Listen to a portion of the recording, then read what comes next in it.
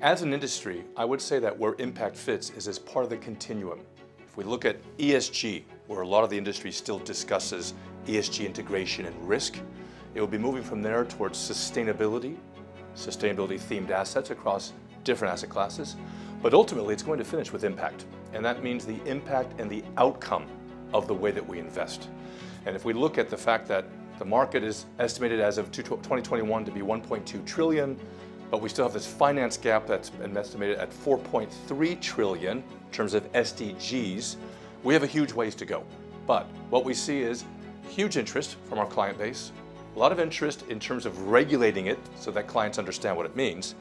And we now at Allianz Global Investors have put together an impact investing framework that allows us to have a lot of comfort and be able to describe to our clients how we're investing and showing them that tangible impact that they're asking for.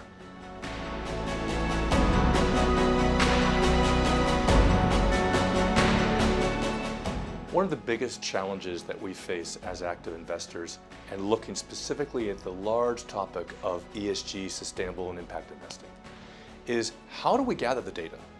How do we use it? How do we make it actionable for investment teams? And so what we released as of March was about having a data platform that we call our Sustainability Insights Engine. And so SUSI for short. What this allows us to do is to gather all the different myriad data sources, of which we think are the most important ones. There are 1,000 data providers out there doing ESG now. We take a very small group of the ones that we think are best of breed, and we can massage that information, aggregate it, create an apples to apples comparison, and then bring that information into our front office systems for our investment teams to use. Looking at scenario analysis, different types of key performance indicators. And what that data aggregated set with our own key idea of our convictions on how we look at the key ESG factors, that allows us to eventually, as of next year, tie it from the investment side and the use by our teams to the reporting side. And so we expect to have this data platform all in when it's done, to have it from the end-to-end investment view all the way to our client reporting view.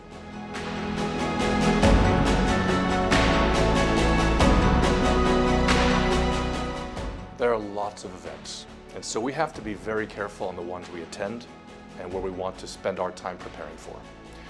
What I think is great about this particular event is that it's allowing us to do a focus on more of a deep dive of an area that is quite topical, biodiversity, and to meet with others that are working on trying to think through solutions that ultimately, what I would hope is that there's some alignment we can do so that we move the critical mass of assets faster towards problem solving.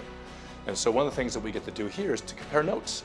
We get to look at different initiatives around stewardship and engagement, different types of ways to think about the data side, and ultimately, what types of investments are working or not working.